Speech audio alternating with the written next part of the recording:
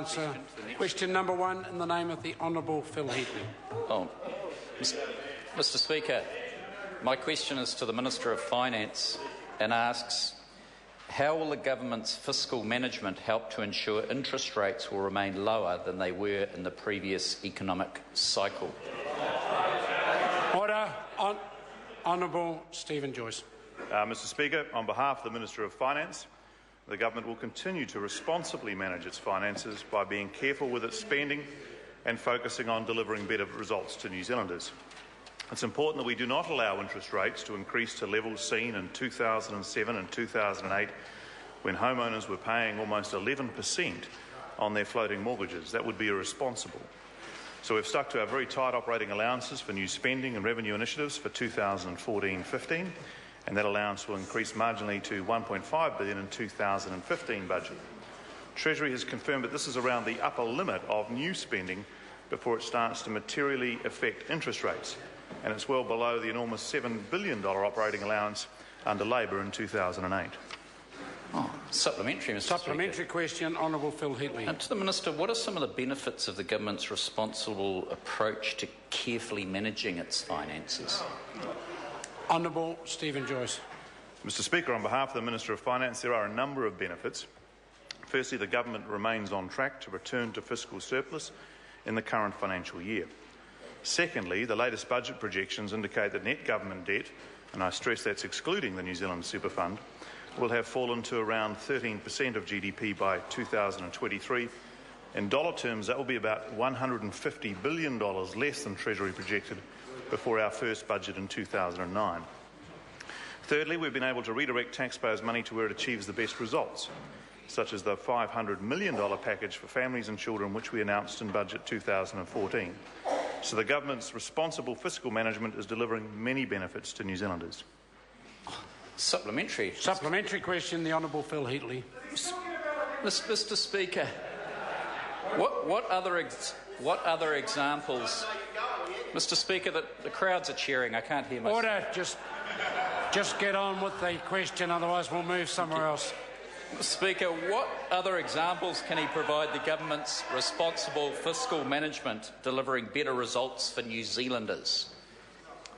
Honourable Stephen Joyce. Mr. Speaker, there are many, and I could just give one example.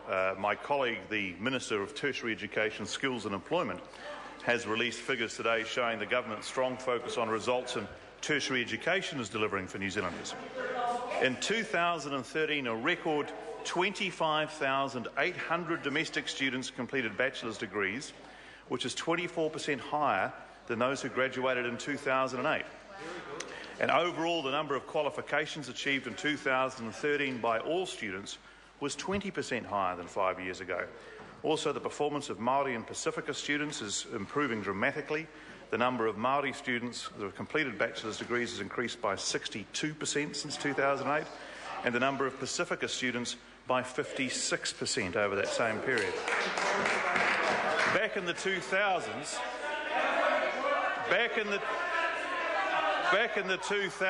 the previous government threw more and more money at tertiary education, and the number of people achieving degrees stayed static at the 20,000 mark. With a focus on performance and results, we are lifting achievement and delivering a more skilled economy. Supplementary, Mr. Speaker. My last ever question. Order. It's a big moment. Order. It'll be a bigger moment if the member leaves the chamber early. Supplementary question, Honourable Phil Heatley. To the Minister, Mr. Speaker.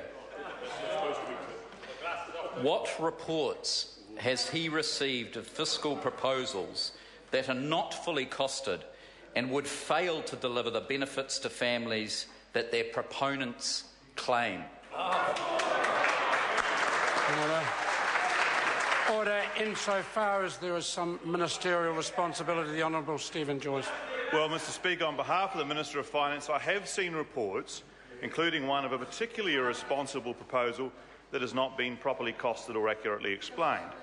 A press release issued yesterday claimed the proposal would, and I quote, end voluntary school donations, unquote, at a cost of apparently $50 million a year. One of the problems with that is that the school donations... Order. I've listened to the question. I'm now listening to the answer so far, and I cannot see any ministerial responsibility whatsoever. Supplementary. Supplementary question, Honourable David Parker.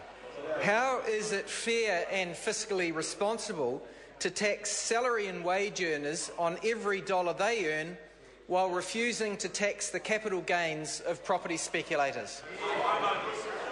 Honourable Stephen Joyce. Well, Mr Speaker, on behalf of the Minister of Finance, the member makes an interesting point, except I haven't seen any proposals that propose to actually tax property and not tax, for example, people and businesses. In fact, the only proposal I've seen on the table proposes to tax 100% of productive businesses. I don't think so. 100% of productive businesses and only about a third of houses, and apparently it's designed to tackle housing speculation. Question number 2, Honourable Phil Goff. Mr Speaker, my question is